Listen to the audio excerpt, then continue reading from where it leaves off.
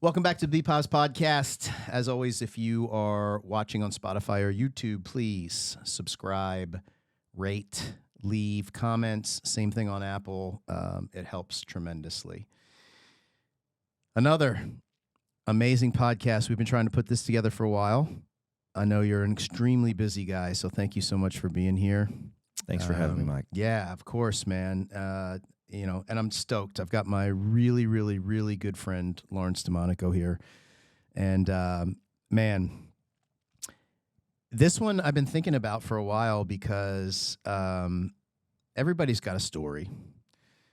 You've got stories for days.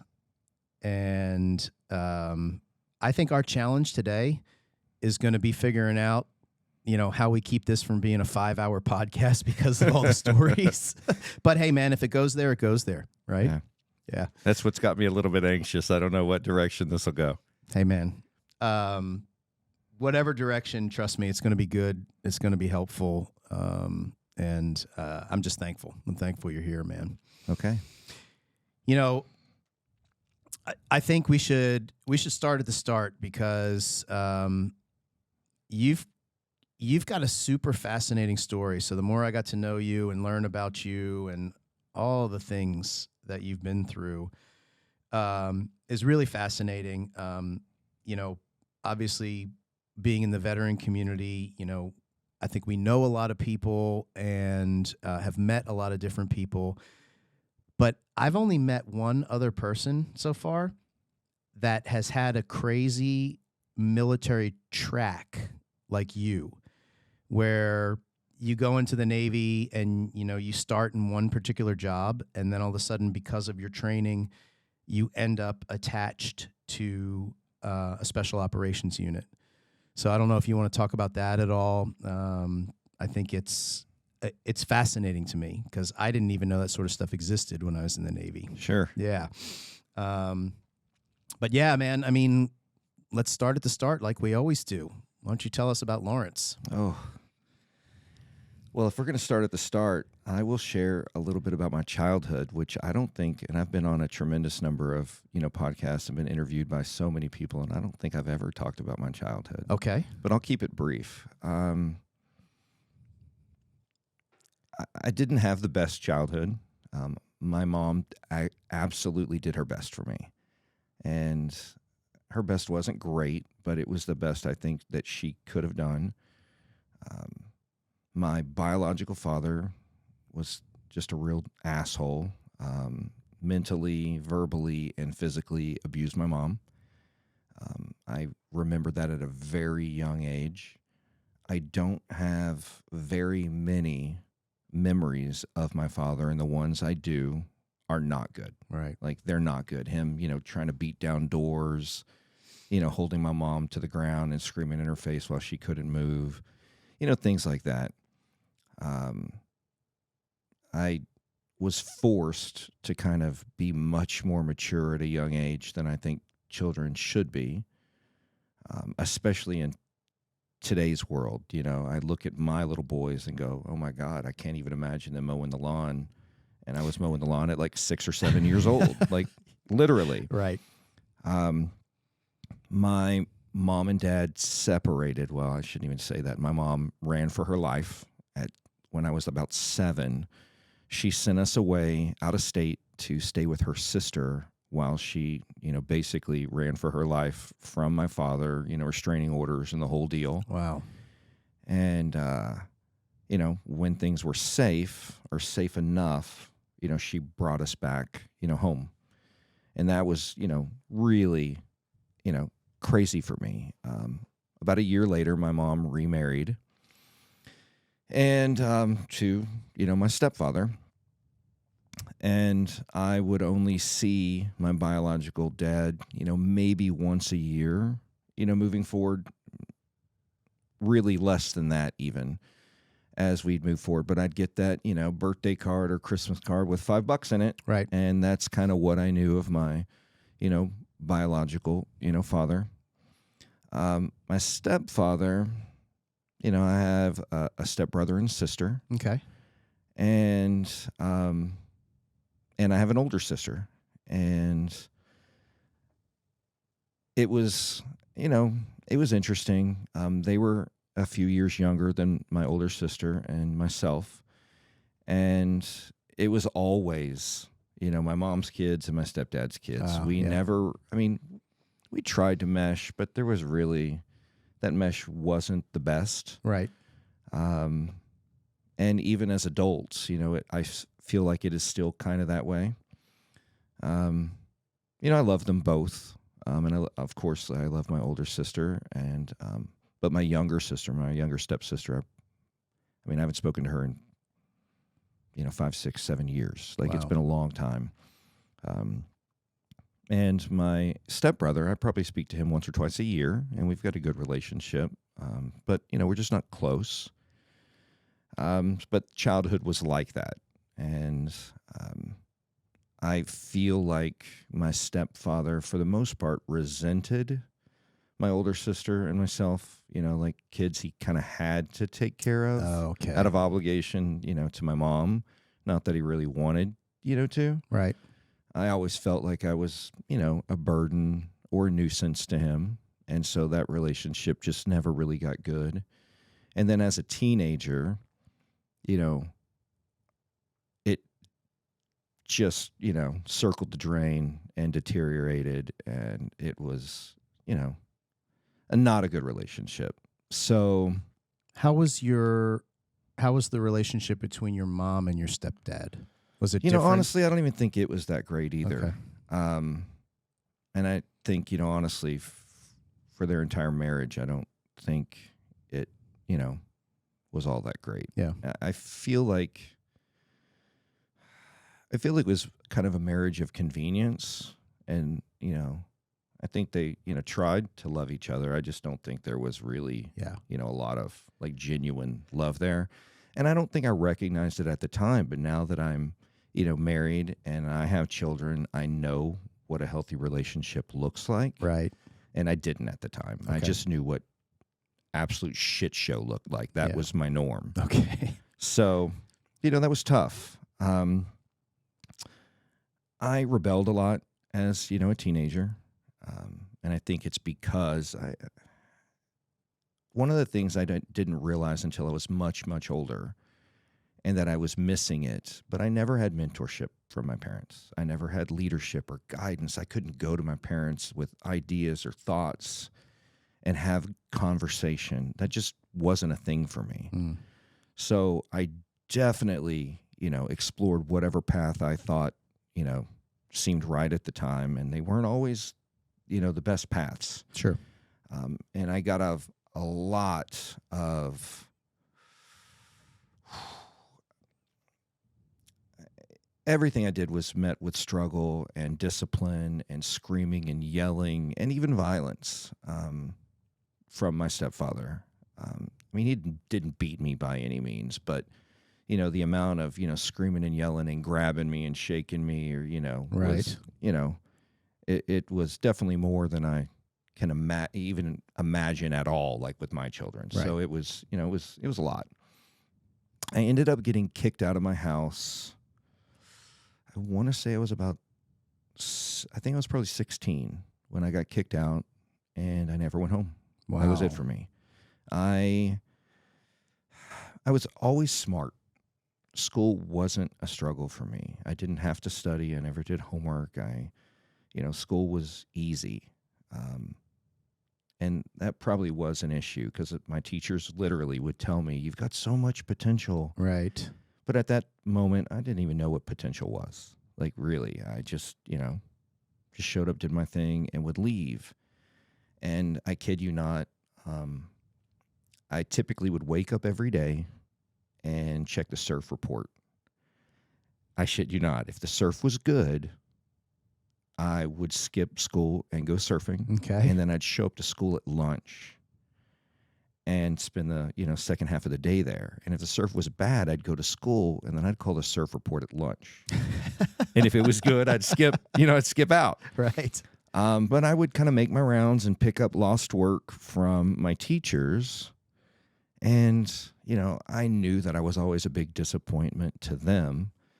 But, I'd turn in my work. I would ink by, I'd do just enough to to get by, but, also fly under the radar. And I couch surfed with different friends and their families throughout the rest of high school. It's pretty amazing, though, that you got kicked out of your house and really, you could have just said, fuck school. I'm not going to do it anymore. But you kept going. I don't know why. If we're being honest, I don't know why. I don't know if well, thankfully it was easy, because I think if it would have been a challenge, I might not have done it. Good point. But it was also, that's where my friends were. And if I wasn't in school and I wasn't surfing, well, I wasn't with any of my friends. Right. So I think I went to school for the social aspect, but, the classwork was just easy, thank goodness. Because I was such a problem child, they did not allow me to participate in graduation. I got a diploma, but they did not let me walk. They were afraid I'd pull some kind of crazy stunt. I was definitely that kid. Got it. So I don't really blame them in hindsight, but, they didn't let me walk. And then, after I graduated, it was like, well, what do you want to do? Now, back to my biological father, he's a real dirtbag. He never paid child support, literally probably one single child support payment at all for my sister and myself. But the agreement always was, when it came time for college, that he'd foot the bill. Okay.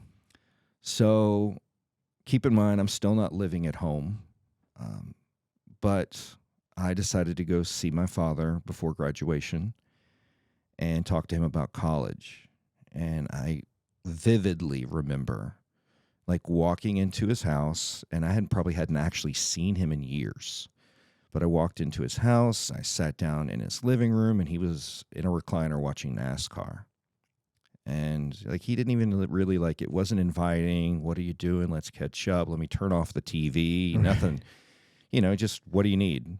And, I told him, well, it's time for college. And I remember he looked at me and said, well, how are you going to pay for that? Oh, shit. And I was like, well, that's why I'm here. You were going to pay. And no, that wasn't the case at all. And I looked him in his face and said, I'll never speak to you again. And I didn't. He is now passed away. And I never spoke to him again. Wow. In that moment, I was like, all right, well, I know I need to do better. I'm definitely in this situation where, I'm headed down a bad road. And I've got to just, make a choice. Am I going to, bag groceries for the rest of my life, or am I going to figure something out? Because I knew I had the smarts to go to college. I wanted to go to college. And now the option was gone, because, my parents weren't going to pay for it. And I even looked at doing student loans or assistance, but my parents, my stepfather and mother, made too much money for me to get assistance, but they weren't going to help me. Yep. And unfortunately, because I just wasn't, the best, I guess I was a good enough student, but, I wasn't very responsible in high school. So, the teachers, some of them really loved me and saw that potential, but a lot of them did not like me. My vice principal did not like me because I was always in her office. So the guidance counselors, didn't put in any effort to help me get to college either. Right. So I was kind of on my own.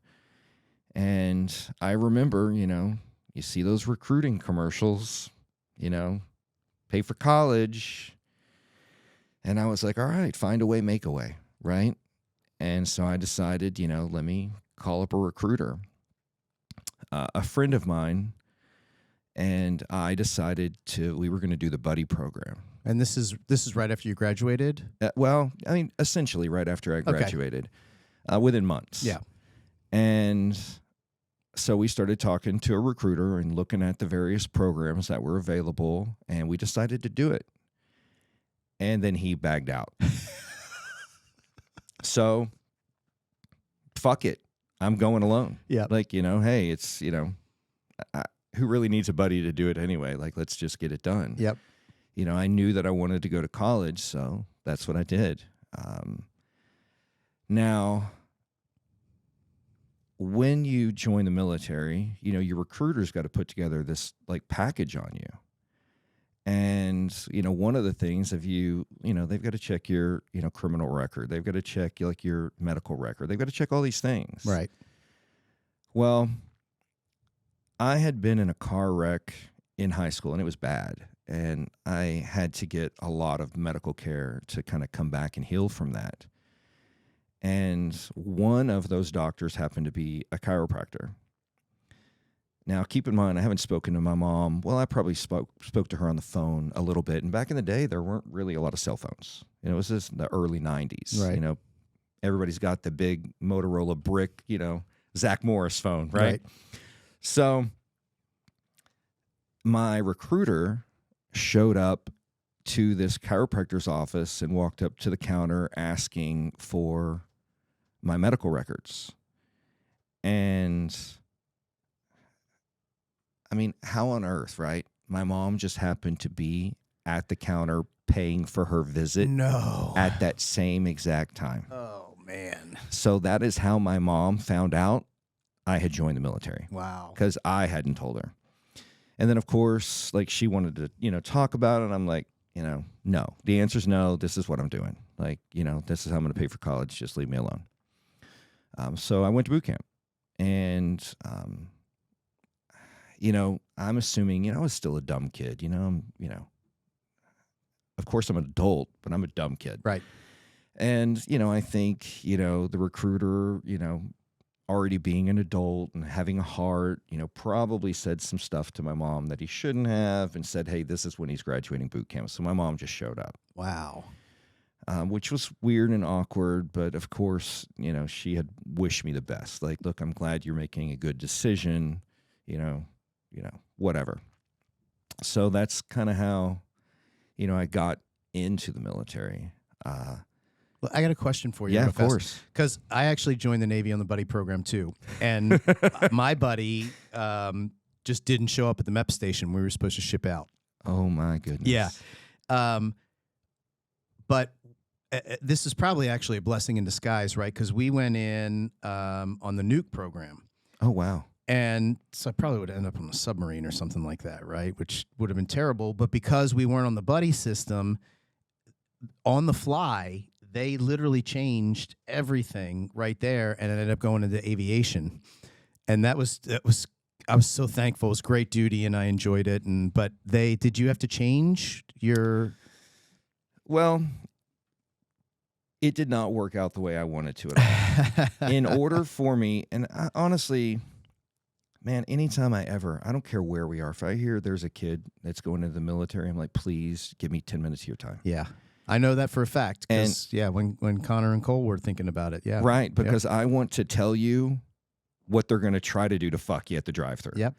And just be ready for it. And, you know, they played that game at MEPS. Well, this isn't available. This isn't available. This isn't available. But you're going to have to pick something else. And in hindsight, I should have just got up and walked the fuck out. Right. And said, give me a call when the shit I want is available. Yep. And of course it probably was, but you know, they're trying to fill quotas. They got quotas, yeah. Yeah. They're going to push me where they need me. Well, it happened to me. They pushed me to like jack and shit. So after after boot camp, you know, it was like, you're going to go wherever the Navy fucking needs you. Right. And of course that was not in my best interest. That's worst whatsoever. case scenario, yeah. But right out of in boot camp, I had already started to set myself apart. And I went in as an E1, but I got promoted in boot camp to an E2. Okay. So, that's not like the biggest, you know, great thing, but only like one or two people in each company get promoted. So it was really good for me. I didn't even know that was a thing. Yeah. So, you know, that was kind of fantastic. Now, did it do anything for me? Well, no, but you know, it was one step. Right. So cool. I'll take that step absolutely. for sure. So I ended up kind of just getting, you know, just a shit job. Right. And so my first, you know, couple years in the Navy were, you know, it was crap. Yeah. It was not good. Now, I had always expressed my interest in intelligence. And, you know, with my background and with, my track record in high school, they weren't willing to kind of take that gamble on me at all. Right. But in my first actual unit, I was crushing it. I was actually able to, kind of put, my best foot forward and show people that I was committed. I, had a good work ethic and I was smart.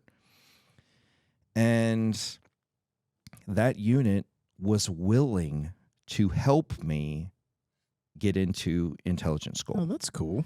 Yeah. So, I had to do my time there. Right, sure. So I paid my dues and I ended up getting promoted, all the way up to an E4 in that first, unit. Mhm. And of course I was an undesignated, piece of shit, Wow. but, doing kind of the crap work. Yeah. And I had ended up kind of just becoming a gunner's mate because the unit I was in, there was tons of small arms. So, and it was just something I kind of gravitated to. So whether it was a Cruiser 50 cal or an M4 or whatever, that was kind of, my thing. And it was just easy for me to pick up. So I ended up becoming a gunner's mate 3rd class. Okay. But that unit helped me get into intelligence school. So when I got into intelligence school, that was really my first time to shine.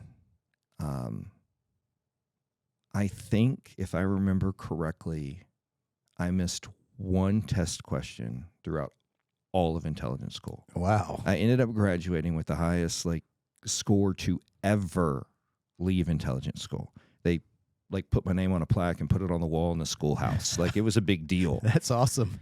Now, did that do anything for me? Not really. No. So my first assignment out of Intel school was to the Joint Intelligence Center in Hawaii. And, Hawaii is an odd place. I think it is, and I'm a perfect example. It's easy to forget that you're living in paradise. Mm. The day-to-day, just staying busy and, you don't do all the things that you are available to you in Hawaii. And me, I decided to kind of really go hard. I really focused on my job.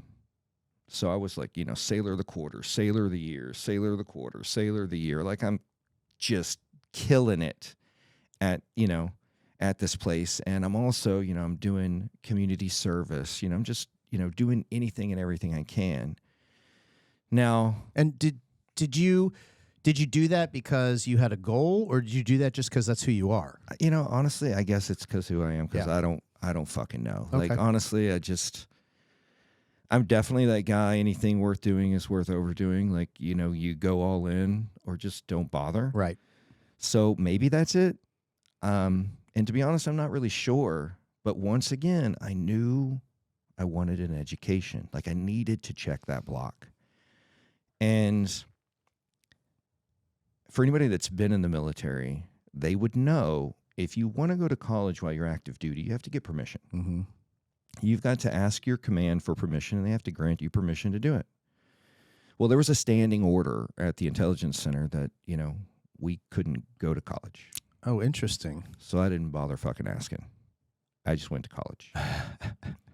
Now, at the intelligence center, I worked 3 on, 3 off, 2 on, 2 off. But I worked from 6 p.m. to 6 a.m. Okay. So 12-hour shifts, pretty much 15 days a month, but it was a lot. Yeah. A lot. And I went to college during the day. Wow. I never fucking slept. It was probably one of the most unhealthy periods of my life because not only did I work, 12-hour shifts in the middle of the night, well, I did it in a building with no windows. Right. Yeah. Eating Pop-Tarts and ramen fucking noodles. Yeah. And it was a special time. But I was burning the candle from both ends, but I knew there was enough candle wax for me to achieve that goal before I burn out. Mm-hmm. And no good deed goes unpunished. So I'm doing great. I've got a 4.0, 4.0, 4.0. I'm killing college. Yep. And so it comes time for me to graduate, and I hear that I've been nominated to be the valedictorian. Oh, no. Now, I'm told that I need to meet with the dean because he's going to interview people. And I don't remember, but let's say that I needed to meet him at like 4:30. And I needed to be halfway across the island for work at 6 p.m. Yep. So I showed up in his office in my uniform ready to go to work. Now, here, like in Austin, somebody might be impressed if you walk into an office in a military uniform. Sure. But when you're in a military town, nobody gives a shit that you're in uniform. Honestly, it's probably even a put off because everybody's like, man, I'm sick of the military. You're all a bunch of dirtbags. Right. Go away, right? Well, I did not know the dean, but he was a helicopter pilot in Vietnam. Okay. So I wasn't just that, dirtbag in a military uniform. Like it meant something to him. But I walked in and he's like, what gives? Like, you're in a uniform? Like, what's going on? So I kind of gave him, the rundown. And he's like, hold on, you're active duty. You work 12-hour shifts and you're going to college and you've got a 4.0 and you've been nominated to be valedictorian. Well, yeah. So he calls my commanding officer to congratulate her on having such a stellar sailor. Oh. And they didn't know I was going to college. Yeah, man. So the next few days did not go well for me. Yeah. I remember, like, my chain of command, like, it started, my chief calls me and I'm getting reamed. I get pulled to XOI. Now, I'm in trouble. Mm-hmm. Like, this is not a big deal. Like, I'm headed to captain's mass. Yeah, this is a big deal. Yeah, it's a huge deal. Yeah. And it's for people that don't understand, like, when you go to captain's mass and you're in trouble, like, you can be put on restriction. They can take your rank away, take your money away. Like, it's a big fucking deal. Like, you're about to get busted down. Right. And this will affect your career moving forward. Yep. And so I'm standing at attention in XOI, and they're screaming at me, spit's coming out of their mouth. They're screaming at me. I'm surrounded by my chain of command. And I'm thinking, like, fuck, all I've been trying to do is good. Yeah. And I realize I kind of broke the rules, but I'm just bettering myself. And it obviously hasn't been impacting my work because I'm still Sailor of the Quarter, Sailor of the Year, glowing reviews. And, my evals are off the charts, early promote, like, all these things. And here it is. I'm about to just lose it all. So I end up making my way all the way to captain's mass. And, my captain, she's female, she let me have it, dude. And I'm just like, all those emotions are going through. Yeah. And then they all stopped. And dude, it's been decades and I'm still like, ate up about this. Yeah. And so they end up congratulating me, patting me on the back and saying, how the fuck did you do this? Wow. And so then it turned out to be a good thing. They actually all came and sat in the front row at graduation, listened to my valedictory speech. And, you think that would have been the end, but I'm like, fuck it, let's go to grad school. And at that moment, they were like, all right, they're going to give me a pass for grad school because obviously, I had done so well and it didn't impact my work, but I started grad school. So, Now, and this is where life takes a big turn. And I mean really big turns. So once again, I work in the middle of the night. Well, one night, and I don't remember what time it was, but let's say it's like 2 or 3 in the morning. And the phone rings in the skiff. And it's a classified phone. It's a stew. And it's one of the ones you pick it up and it's like sounds like a turkey. And then, somebody's talking and, it's, kind of crazy. And they asked to speak to me, and, it's very rare that I would get a call on that line. It would usually have something to do with whatever kind of intelligence we were working on, but it wasn't. And it was somebody that, on the other end of the line, it was all cloak and dagger, crazy shit. Like I hear either you're looking for something more challenging in your life. I'm like, who the fuck is this? Well, I can't tell you who this is. Well, are you interested in doing something, that makes a difference? I'm so freaked out, right? And they were like, well, if you're interested, I need you to gather these things, whether it was, and at the time, I mean, honestly, now I don't even remember what the things were, but like, your evals, your fitness reports, like whatever, okay, and fax them to this other classified number. I don't know where I'm faxing shit. I don't know who I'm faxing to. sketchy. They wouldn't tell me who I'm talking to. Yeah. But I'm like, it has to be legit. They're calling me on a classified line. So I do it, and I don't hear shit back. Like, weeks go by. And then once again, middle of the night, phone rings. And, turkey. And, somebody's there to talk to me. And they were like, all right, we like what you've got. We want you to come try out for this program. What's the fucking program? They won't tell me. So I kid you not, like, they overnight some plane tickets to me. And my chain of command's like, in hindsight, they were all in on it. They were all in on it. But at the time, they were all playing stupid. I don't know what it is, right? It. Yep. And so they let me, go get on this flight. And the flight was to Norfolk, Virginia.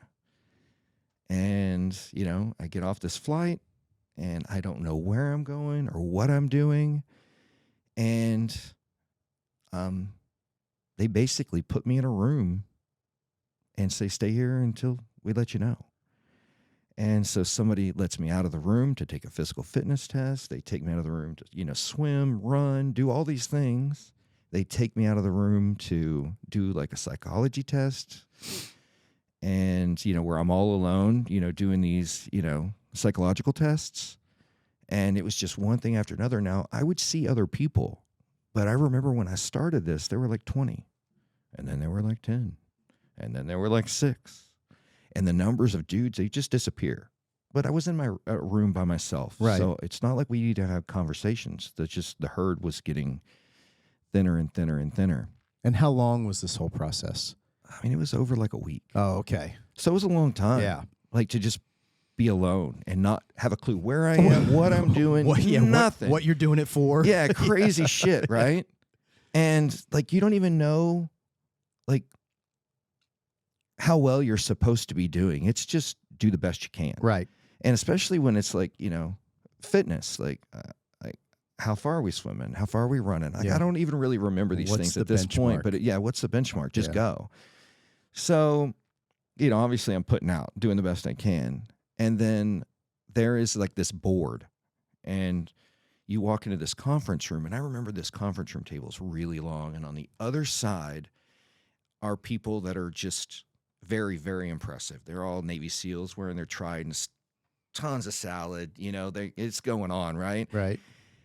And luckily for me, I've got a very good, like, sense of my surroundings. Mm-hmm. And I walk in and and they tell me to, sit down. And one of them asks me, what's on the picture behind me? Don't turn around, but tell me what's on the picture behind me. Well, thank God I paid attention. So I told him what was on the picture. And, well, I got it right. And then one of them, boom, he covers up, his ribbons. He's like, what's my highest decoration? Luckily, I was paying attention. I got it right. So I don't remember all the questions they asked me, but obviously I did. That's crazy. Well enough. And then at this point, they asked me if I'm interested in the job. And I'm like, what's the job? I don't know where the fuck I am. And they were like, well, we can't tell you till you decide to take the job. I'm like, how the fuck do I accept a job when I still don't know where I am? Yeah. And I remember them kind of like, I don't think that they believed me when I said I didn't know where I was. But back then, one, I was young, I was stupid. Social media wasn't what it is today. People didn't really hear about tier 1 units. Right. And I decided to take the job. And then they were like, literally like, welcome to SEAL Team 6. And I was like, hold on, I didn't think SEAL Team 6 existed. Right. Right? Yes. So that was, really, really crazy. Yeah. So at that point, it was like, it was training. Like they had a pipeline of things, jump school, free fall school, all the things, right? So I've got to get, trained up. And now, of course, we're also talking about like literally at this moment is 9/11. And so it's like, it's go time. Yeah. We're going to the fucking show. Right. And so my first deployment right after, like, this whole pipeline of getting trained up. I mean, we're talking about racing schools, off-road driving schools, shooting packages. Like, I'm doing all sorts of crazy shit. And my first deployment was only months, like just a few months after 9/11. So when I get to Afghanistan, Bagram's not built up for shit. Like, it's not a fucking city. It's mud and concertina wire. Like, it was, really, really early in the war. Yeah. Yeah. So, at that point, now I'm taking all of this, intelligence background that I've now built up over the years, and really so many of the skills that I'd picked up, in college, and we're putting it to use. Now, I have no idea at this point what all is, classified, unclassified. So I'm going to keep shit real basic here. Perfectly fine. But we're running ops that we all know of, like, that are, common knowledge today. Right.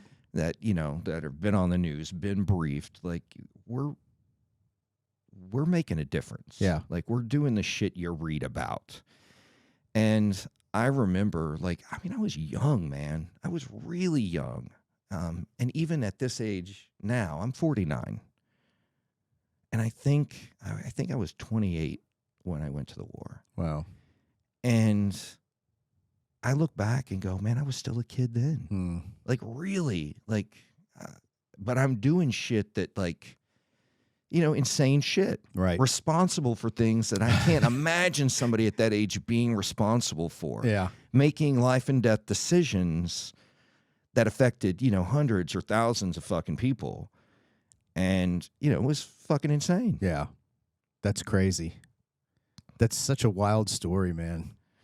Yeah. So, the deployment schedule for Tier 1 unit back then was very, very different. And I can't go into the details because even the unit does not look like it does now at the time. And that affected deployment schedules and whatnot. But, some of these Army guys, they're deploying for, 18 months. Right. Well, our deployments were really short. But we are basically, flip-flopping with another Tier 1 unit and just coming back and forth and back and forth. So the number of I quit counting how many deployments I had and just started doing it by years, boots on ground, Mm-hmm. which made a lot more sense. And, I did that for a long fucking time, like a long fucking time. Right. And, I ended up leaving, the unit and separating from the military. And it was it was still fairly early in the war. But when I did that, it was the private contracting companies were just offering so much money. Mm-hmm. Like, it was too hard to say no to. Like, when they're offering $1,000 or $1,500 a day. Right. Like, to me at that age, especially, and I'll tell you what, I made a shitload of money active duty compared to most people. Right. I'm getting my normal pay, but then I'm getting hazardous duty pay and jump pay and dive pay. And I'm getting all these special pays, Yep. free fall pay. And so it really added up. But that still was nothing compared to the type of money that was being offered to do private contracts. Yep. So, I decided to, go play Cowboys and Indians, on that side of the house, which was, holy shit. You thought we were doing some crazy shit at a Tier 1 unit. Well, some of these contracts that were taken were next fucking level. Interesting. Yeah. And honestly, they weren't all as crazy. I've definitely taken some that were literally just, show up and pick up the groceries kind of contracts. But I don't really think I can get into damn near any of those. Interesting. Yeah. Yeah. Yeah, I've got a good friend who did a lot of contracting, and he was like, look, 50% of it I can totally talk openly about, but then there's that, 50%, or maybe it was 70 and 30 or something like that. But he's like, then there's just that other percentage that I can't just talk about at all. So yeah, I get it. So when I was active duty, everybody knows what an ROE is, the rules of engagement. Well, the standard military has one set of ROE. Well, at a tier 1 unit, you've got modified ROEs. So Okay. we're like doing shit that like is a little bit crazy. But then when you're on the contract side of the house, those ROEs, in some cases, well, depending on the contract, of course, Right. and the level of dudes you're working with, but those ROEs can be a little bit fucking crazy. And then, of course, in the war, like there was a time when we were in Iraq where it was like somebody's holding a cell phone, fucking shoot them. Wow. Like crazy shit that I look back now and I'm, scratching my head going like, how many dudes that didn't deserve to die got popped because they were holding a fucking cell phone. But then also, like I struggle with these things even to this day. I'm like, all right, well, did you need to have that cell phone in your hand? Because if you did, you were most likely, a bad guy anyway. Right. So, I know you recently, spoke to Carly, my wife, Mm-hmm. and, in her interview, she was talking about, demons. And I'll tell you what, like I still, like it's been decades at this point. Yeah. And I still struggle with, some of those demons. They come calling, sometimes. And most of the time I do a really good job just shoving them down deep. And, I haven't addressed them as I would, like to sometimes, But yeah, I, every once in a while, I'll, either jokingly say or even, half serious. And I'll mention to Carly, I'd like to retire. And she's like, fucking hell you will. And, she's not wrong because she's like, when you retire, those demons are going to come calling. So let's keep you active and engaged for as long as possible. Yeah. And, I could not be more engaged than I am right now. Yeah. So, and I look around and, I lost a tremendous number of friends to the war. Sure. More than I'd like to think about. But then, to be honest, that number is small compared to the number of friends I've lost to suicide after the war. And, everybody deals with those demons in a little bit different of a way. And, I think one of the ways I've done well dealing with those demons is to stay really busy and stay engaged. And when I look around, the veteran community, you see a lot of guys that have gone off to do great things. And the ones that I think, and this isn't always the case, but I see the guys that are doing really well in business, that are staying extremely busy and, active in the industry or, doing whatever. I think that they're doing so well because they're staying so busy and keeping their mind occupied on things other than, I think that's when it's in those calm moments when the demons creep into an empty space in my mind. Sure. No, I think it's 100% normal. Yeah. So I wonder, because you can compare, you could swap the word demons and grief. And I know for myself and a lot of people that I've talked to, that's one of the ways they, dealt with grief after a certain tragedy, a sudden tragedy, is I'm just staying busy. You know, sure. And I'm just, that's the only way that I can not think about it. And I agree. I do believe that those are kind of synonymous terms. Yeah. Sure. Yeah. And I know for me personally, like, when I'm busy and, when I'm doing things and when I'm engaged with other people and, that sort of stuff, things are good. But yeah, in those quiet moments, road trip without the radio on, that's when shit starts creeping into your head. Yeah. But I wonder, one of the things that I'm learning is I can suppress that. Anybody can suppress it, but that doesn't make it go away.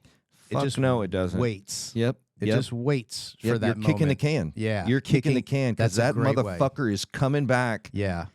And it's happened to me. Like I'm just delaying that moment that I'm going to have to just deal with it. And I still, even to this day, do not feel that I have dealt with everything. Yeah. In our private conversations, just because we're buddies, I've shared with you kind of how I've, dealt with, some of these demons. A few years ago, shit got rough and it was really like making a difference. Business was just keeping me extremely busy. I'm extremely stressed. I don't think I've ever, and I'm not judging, but I'm just kind of sharing my experience, but I don't think I've ever really struggled with a problem with alcohol. Yeah. But did I drink too much? Yeah, I drank too much. Right. But, I'd get home from a long day, be like, all right, I need to, kind of calm down or bring it down a notch. So I'd crack open a bottle of wine. Mm-hmm. Well, 2 glasses, not a big deal. Well, then 3, maybe 4, that's the whole bottle. Yeah.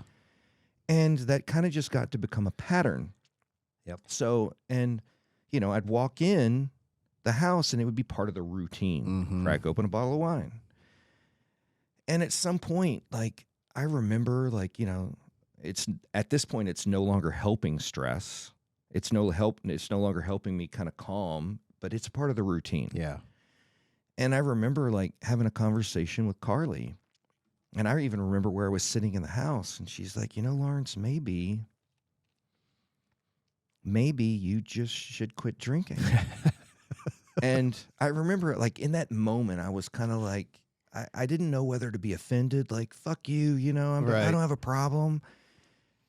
And I was like, I don't need to be mad right now. She's not attacking me. Yeah. But she's like identifying something that could be an issue. And if we're being honest, I was drinking in order to kind of calm down. But then the alcohol was preventing me from getting a good night's rest. Yep. So the next day, it's 4, 5, maybe 6 shots of espresso in order to just make it through the day. Yeah. And then, routine, crack open another bottle of wine. And dude, my receptors in my body are just fucked. Yeah. They're just overloaded with fucking everything. And I was like, all right, so maybe this isn't a bad idea. And that was, I think, next month will be 6 years. Wow. And in 6 years, I've had 1 drink. And I didn't have the heart to tell somebody no. It was a huge, huge business deal had come through that was worth, ultimately hundreds of millions of dollars. And somebody showed up at my front door with like $1,000 bottle of whiskey. Right. And he was like, we're celebrating. I was like, dude, I don't drink. Yeah. And I was like, you know what? Fuck it. I will have one with you. Because, dude, this is a big, big deal. Right. And I had, 1 drink with him, and that was it. Yeah. And that was years ago. And I haven't, had another drink. And at this point, honestly, I don't even miss it. Yeah. Every once in a while, if we're in a restaurant having like a prime steak, a good red sounds good. Mm-hmm. But not enough to have one. Right. And then when I see people drinking all these like sugary drinks in the like bar or whatever, I'm just like, yeah, fuck no. Like it doesn't even sound like a good time. Yeah. So I don't miss it even a little bit. Yeah. So, that kind of reinforces I don't think I really ever had a problem because it's not like calling to me. Right. But was it a good life decision? Yeah. Fuck yeah. And now I look at people that do drink and that's a part of their lifestyle. And I wish I could just kind of shake some sense into him and be like, man, do you know how much better you'd feel if you just quit? Everything got better for me. I even gave up coffee for about 6 months when I quit drinking because I was like, let's all these receptors, like, just like let my body heal a little bit. Mm-hmm. And, everything got better. Yeah. Like I started sleeping better, then my energy levels are going up. I'm getting through the day without issue.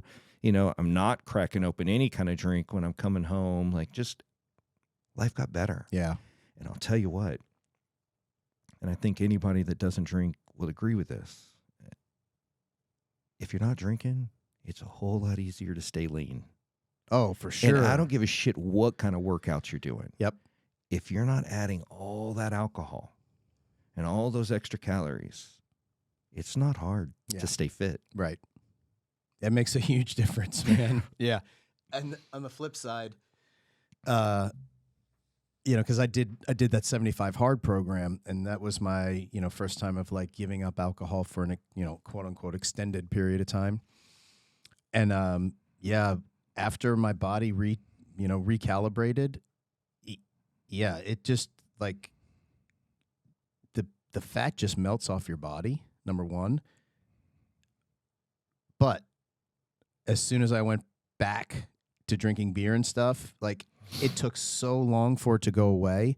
It took such a little amount of time for it to come back. Of course. That's the part that sucks, man. Yeah. Yeah. It's not a, I don't even know what the term I'm looking for is, but the reward, it's not there. Now, this period when I had given up alcohol was a really pivotal point in my life, because just the stress was overwhelming. I'm drowning in, stress. I'm drowning in grief. Like, I remember, man, it used to, all my friends that I've lost, it would weigh on me all the time. And I've actually shared this with you, and I'm going to try not to get emotional right now, but it would really fuck with me. Yeah. But man, oh man, I don't think that fucked with me near as hard as the first time I forgot an anniversary of somebody passing. Yeah. That really hurt. Yeah. Because then I was like, what kind of dirtbag am I to have forgotten about these people? So that was tough. Yeah. And in that time period, I decided at the time, the program was not well known, and I feel like it still hasn't gotten the justice that it deserves, but there was a program in Mexico. And it was kind of like a psychedelic therapy for people to deal with their demons. But the psychedelics were illegal here in the United States. Right. So the only way to go through this program was to leave the country. And I decided to do it. And I don't know, like, I would love to sing this program's praises. Love to. And I would love to introduce you to the guy that runs the program. Yeah. But I'm going to really be reserved in how much I share right now, because I don't know what is okay to share. And if you have the opportunity to speak with him and have him on your podcast, he would be the guy that could share, whatever. Awesome. But I'm going to be reserved. But at the time, my life was insanely busy. But I decided that I needed to sharpen the saw. I decided that I'm going to take, a week and a half of my life and disappear from the world and work on me. And then hopefully come back and be sharper than I was when I decided to, take that week and a half off. So I took a week and a half and I went to Mexico. And it was probably the most life-changing experience I've ever had. Mm-hmm. And that's to include having children. Like, it was probably more life-changing than that. Wow. So, the psychedelics that are used for this therapy, one is ibogaine, Mm-hmm. and the other one was 5-MeO-DMT. Okay. Now, the ibogaine was first. You get down there to Mexico, and really you're down there with a group of dudes, and they're all like, former agency, Tier 1 operators, other operators, whether it's, Force Recon, MARSOC, whatever. Like, everybody came from, SEALs, like, everybody came to this program. And, we spent a couple days getting to know one another. Okay. Because this experience is about to be something special. Sure. But the first, psychedelic was ibogaine. And the best way to explain it is it is going to send you into your own personal living hell for 8 to 12 to maybe 24 hours. Wow. Now, the average person, you're going to go to hell for 8 to 10 hours. Now, when I was there was a dude that was in his hell for more than 24 hours. But now he was the exception to the rule. Right. But you should expect that, 8 to 10 hours. And when I mean your own living hell, you're going to fucking hell, bro. And you're going to deal with whatever that plant medicine is going to serve up. And it was something. Like, it is going to make you extremely sick. You're going to vomit. You're just going to purge and purge and purge. You're going to vomit till there's nothing left to vomit, and you're going to heave and heave and heave. And meanwhile, you're also going to be in hell, and the hell is going to be hallucinations. Now, this program, it's sounding horrible right now, but there are people there, medical professionals, with the sole purpose to make sure that you're okay. Yeah. There are therapists there with the sole purpose to make sure that there is someone to help you with that side of things. There are people there to just hold space and make sure that you are safe. And before you decide to take this journey, you need to be able to trust that they are going to keep you safe, right, while you're going through this journey. And at no point did I ever feel unsafe. But was I in hell? Yeah. So that 8 to 10 hours, when you're feeling the effects, do you have any recollection of time, or with Ibogaine, I wouldn't say that I had recollection of time, but I did know there was an end. Yeah. Like, I knew, even in those moments where it seems like too much, like I'm going to be crushed under this. Yeah. I was able, everybody deals with this a little bit differently, but I was able to say, I have to give in. Yeah. I have to just let it happen, because fighting it sure as fuck ain't going to help. Right. And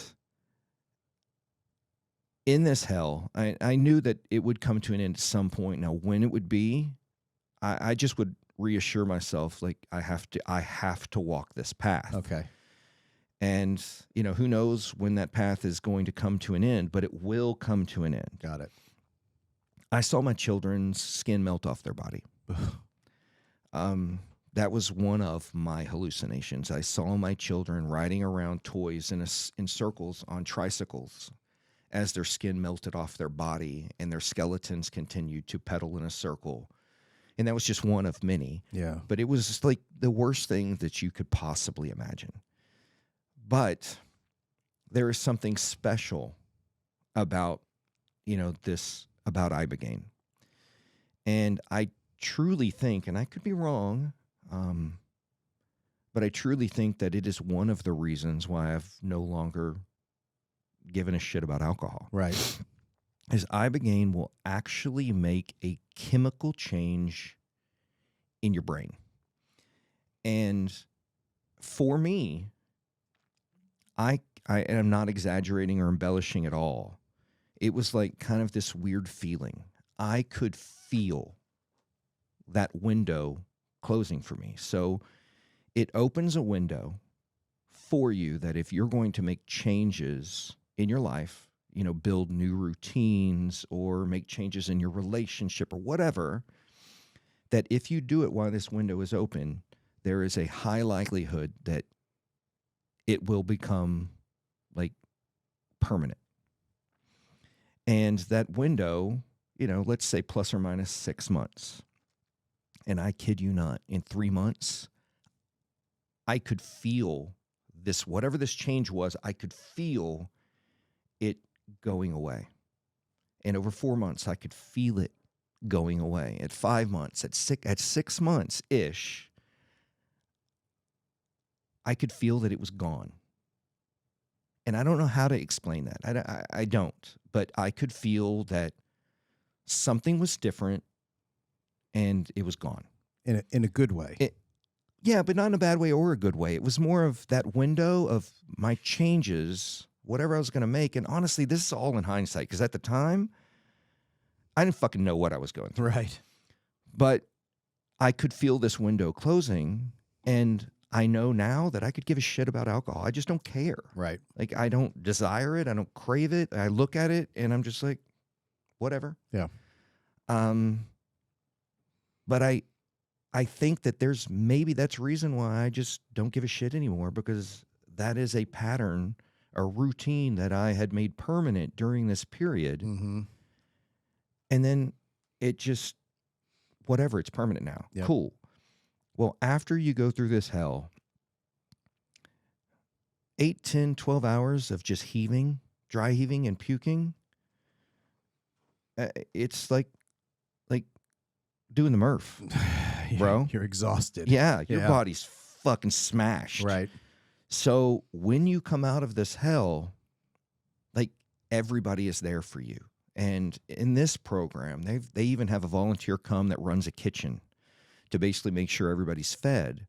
And there's somebody standing there with like a bowl of fruit and juice and saying, now let's replenish your body. Yep. And kind of bring you like help you come out of, like, I mean, it feels like you've run a marathon, or like, Wow. you've had your ass beat for, these hours. Well, they send you off and like kind of pamper your body and kind of help you kind of heal. And then while the Ibogaine gave me the opportunity to like make these changes and address some of whatever demons were presented to me, you know what? I'm gonna take a step back. I'm not gonna move forward. This Ibogaine, this hell that you're gonna go through. One thing that I have learned, because I've got so many friends that have gone through this therapy, is that most, and I don't even want to just say special operators, but that's the majority of people who go through, or that I know that have gone through this therapy. Right. And I would imagine this is probably similar to, like, probably for most people, but you would imagine that most of that trauma that you're going to deal with while on this Ibogaine journey is going to be related to the war. And it's not.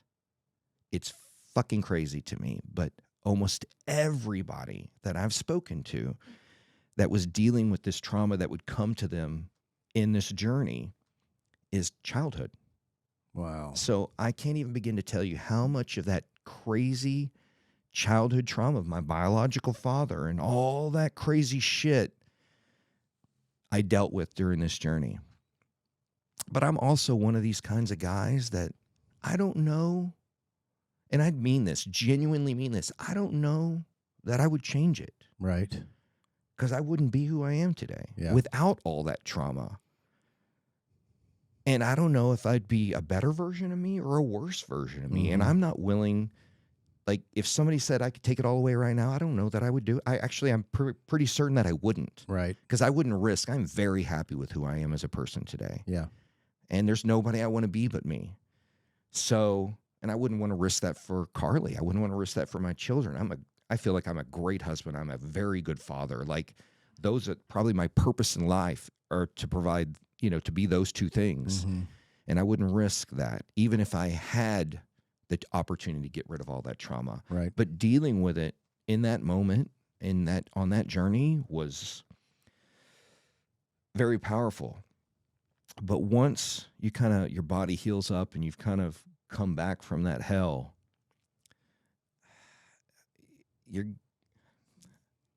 look, I'm going to look at the camera and I'm going to say this. Look, I know I'm about to sound crazy. Like, I get it. I know I'm about to sound crazy, but I'm going to go on a limb and I'm going to be crazy. You get to go meet God. And I know how crazy this sounds. But when you take 5-MeO-DMT, and they nickname it the God molecule, you are going to leave your body and you are going to meet God. And there are no, and I kid you not, there are no words for this. I'm going to do the best I can to describe this. But I mean this, like, boy, do I mean this. There are no words for it. So no how good of a job I do to describe this, it is not going to come close. This is just the best I got. Right. But you take it and imagine yourself, like, this isn't some like recreational drug. I'm not at a party with a bunch of friends. It's not a club. It's nothing like that. You are in probably one of the most warmest, like a very warm, loving, safe environment. I'm surrounded by, there's some medical professionals in the background. Mm-hmm. They're not like up in your space, but there are people there a therapist, and people there to keep you safe and let you, leave your body while keeping your body safe to go meet God. And, you take it, you close your eyes, you lay down, and the best way I can describe this is your soul, like, just leaves your body. Your body no longer exists. It is no longer important. It is a vessel that you're no longer even thinking about. You're gone. And I feel like in movies and stuff, when you see, like, hey, people are traveling through like a fucking wormhole, Right. and all the colors and shit are going, well, even though that's not accurate, it is probably the most accurate thing that I can share. Is like, dude, you are, man, I don't know if you're going to another dimension or you're traveling, like, it's a space-time kind of thing. Like, I don't fucking know. Right. But I know that I was no longer here on this fucking planet, and my body was jacking shit, and I was fucking gone. But I'm traveling. And I felt like, once again, I'm doing the best I can. Yeah. That's great. My soul is attached to like a rubber band, and it is just pulling me like this attraction that is just sucking my soul through this wormhole, and I'm going somewhere. And I will come back and circle back to like time. Mm-hmm. But I knew that when I kind of came to, my journey was not over. Like, I did not get to where I was trying to be. And you don't even know where you're going or where you're trying to fucking be. But I knew, my soul knew, I knew that my journey there was not done. So you don't want to speak. They tell you, this is sign language for more. More. And so they gave me more, and I laid back and off again. Same thing, like, rubber band just yanking my soul out of my body. But here's what's weird. It's like, let's say that, here's what the distance I needed to cover to get to where I didn't even know where I was going, but here's where it is. That first rubber bands, they got me here. Well, that second rubber band got me here, but it got me to here very quickly. So I was able to get further than I did, even though I had to travel through that same amount of space or time or wormhole or whatever the fuck, right? So it got me there further and faster. But once again, I still have no idea how much time has gone by. Mm-hmm. Well, once again, I knew I had not made it to where I needed to be. So boom, I'm like, more. And again, same thing. Made up all that same space and further. More. So this is my fourth time. And boom.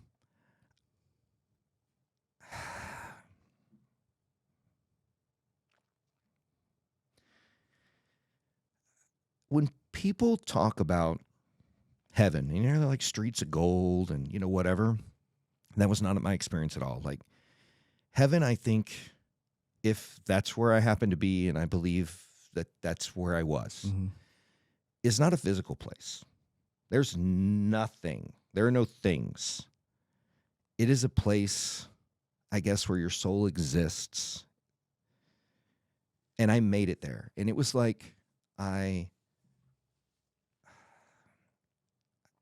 don't have the words, but everyone I had ever known I have ever loved was there. Mm. And it wasn't that I could see them like I'm looking at you right now, but I knew they were there. Like I know I'm holding a can, like I know I'm touching a table, like I know this is my body. I know it. And that is the kind of faith I think people really refer to when they're like, when you really just know. Well, I fucking knew that everyone was there. And the love. And when you say everyone, you mean people that have passed. Yes, Yeah. absolutely. Yeah. Everyone that has passed that I miss and love and would love to be around. Just, they were all there. But you didn't see them, but man, you just Felt them. I'm going to own these statements. I'm not going to say you just know. I just knew. Right. I knew they were there. I felt their love. I felt their presence. And it wasn't like, I think. I fucking knew. Right. And it was all of that emotion, all of their presence. And it was just, this is heaven and this was God. And it is one of those kind of moments where I knew, it's very weird. On this planet, we're all just individuals. There's me, there's you, and we are not the same. But in this moment, it was this awakening, this realization that we are all the same. And what I mean is, like, it's not like you and I are the same. Like, we're one. Like, we're all one. So this idea was no longer, like, it was just this, I know, and this is God. Like, I'm not a God, like, you know. Right, right. But I am God. God is me. God is us. Like, we are all, like, it's just this, I don't have the words, man, but it was just this understanding that made me like, dude, I came back and I didn't need any more. Yeah. Like, it was this understanding, like, I'm okay. Wow. I'm gonna be all right. We're all gonna be all right. And I wish I had the words, but I honestly don't, like, once again, I don't think these words exist. Yeah. And if they did, I don't know. I think we're much further along. But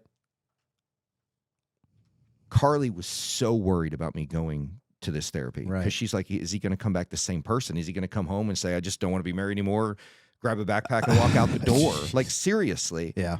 And when I came back, I was definitely a changed person. Mm-hmm. And for the better, 100%. And I'm not that guy to push this on anyone. Right. But if anyone ever were to come to me and ask questions, and I would share it, but I feel like there is nothing bad that could come from this. Yeah.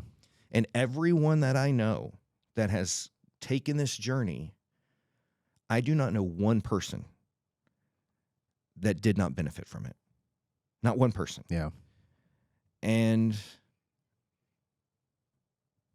I could not recommend it like any more than I do. Mm-hmm. Like, Carly has not done it. Right. And she hasn't really shown any interest, and I wouldn't like push her to.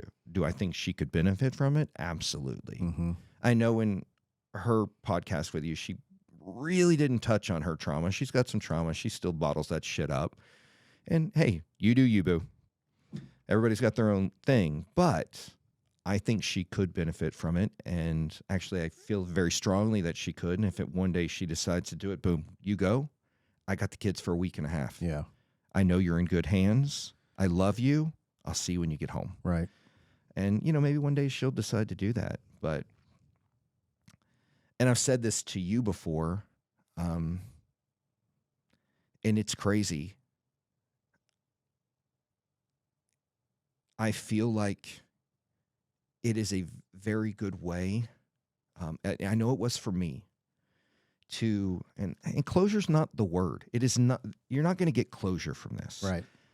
But I feel like it was a way for me to feel connected to the spirits that I have lost. Mm.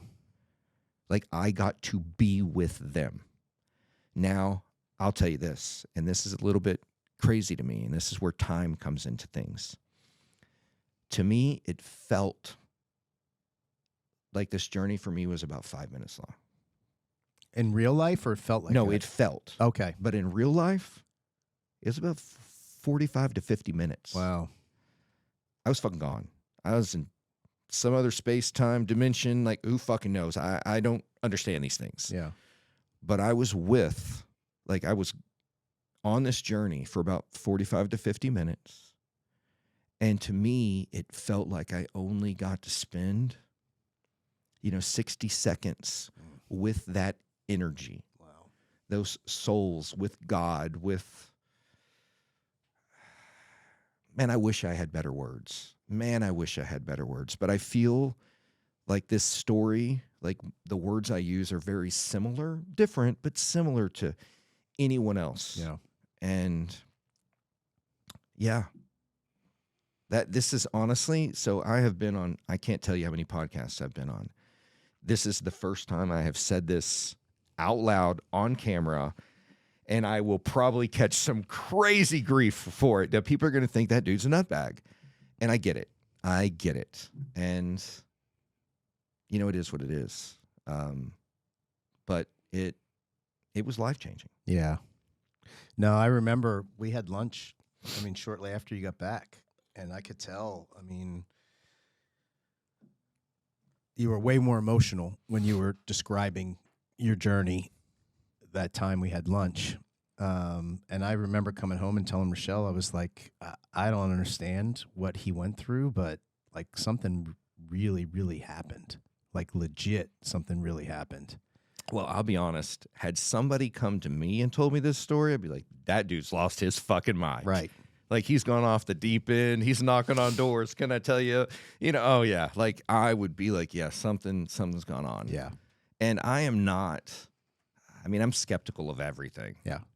All the things. But I lived it. Yeah. And I don't look, the people that are going to, say you're a weirdo or I don't whatever. give a shit. Yeah. They don't even, Yeah. they're uneducated. They don't Yeah. know. There's, like you said, there have been so many people that have gone through this, and most of them people that were in a situation like you. The University of Texas has a study right now for what they call complicated grief, using psychedelics to help people who, and unfortunately, I don't wish I had complicated grief. That's defined as like you can't even function because you're grieving so much. That's what they're studying right now. But I'm fascinated. And it's not just that I'm fascinated. Like, I got some shit that I'm trying to deal with, and some of it I'm just not equipped to deal with. I'm just not. And so I can't wait until they prove, that this is something legit for people that can really, really help them with certain problems, and they get off their ass and stop being stupid. And the one thing I heard about ibogaine, and especially after you described it, the argument that somebody would get addicted to that is ridiculous. Well, they've also made the argument that it would be used for recreational use. Right. Are you fucking an idiot? Yeah. No, I cannot imagine for the life of me anybody that would do that recreationally. Now, I will tell you, ibogaine can be deadly. It can be deadly. If you have narcotics or alcohol in your system and take ibogaine, you're probably going to die. Wow. So before they will give you ibogaine at this, therapy, you're taking piss test. They're going to make sure you don't have any alcohol in your system. They're going to make sure you don't have any narcotics, because now I will tell you, they aren't fucking around. They've got like literally a crash room set up in case anything bad were to happen. So they are ready. Yeah. They have a crash room. They've got an ambulance sitting outside just in case that is running. Yeah. And they've got an ER on standby down the road in case. Now, we didn't need any of that shit, but they were not cutting any costs, or, they were getting it done and they were doing it right. Yeah. Which I very, very much respect. Yeah. But that is one you don't fuck around with. So I think that maybe that's one reason that they've, made it illegal, because it can be so deadly. But yeah, nobody's fucking using that shit recreationally. Right. You lost your fucking mind. Yeah. Man, I definitely, if you can make that connection. Oh, I would. It would be my honor. Yeah, I would love to have him on the podcast to talk about that. I think it's so topical, and I mean, you hear other people. Rogan talks about it all the time, right? I mean, it's silly. It is silly that it's not more available when it can do so much good. Well, I'll tell you what. We just had an election. Oh, I hadn't heard. Yeah, it happened. And under this administration, I wouldn't be surprised if, in a clinical setting or, a therapeutic setting, some of these things weren't, they wouldn't change the system in order to make it okay. Mm. I wouldn't be surprised, because I know a few of the big players that are involved in fundraising for it. And, I will let him tell you about these people, but these people are, they're big names, okay. Big names that are in the political space, and they are the people that would be and have been engaged with, this administration. Yeah, that's great. That's good news, man. Wow, that's a lot. I mean, that is powerful. I'm not even sure, and this is kind of the second time I heard the story, right? This one was this one was different for sure. And thank you for that. It was a little more detailed. And honestly, I'm usually hesitant to share the details, because the details are what make me sound crazy. Right. But hey, man, let's just rip off the Band-Aid, be honest. Yeah. Absolutely. Well, and especially now, I just, there was a time when people would be like, you're crazy for doing that. And I think now people are starting to understand that there's clinical value to it for sure. Yeah. And, because of my background, I have always, I'm not, trying to be, do recreational drugs. I'm not that guy. Right. I'm married. I've got kids, responsibilities. Shit, I don't even have time to be hungover. Right. So who's got time for, recreational drugs? But even with that said, there was a sense of guilt in me when I went to do this therapy. There was a sense of guilt. And I actually spoke to a therapist about it. And I was like, I feel dirty. I feel dirty.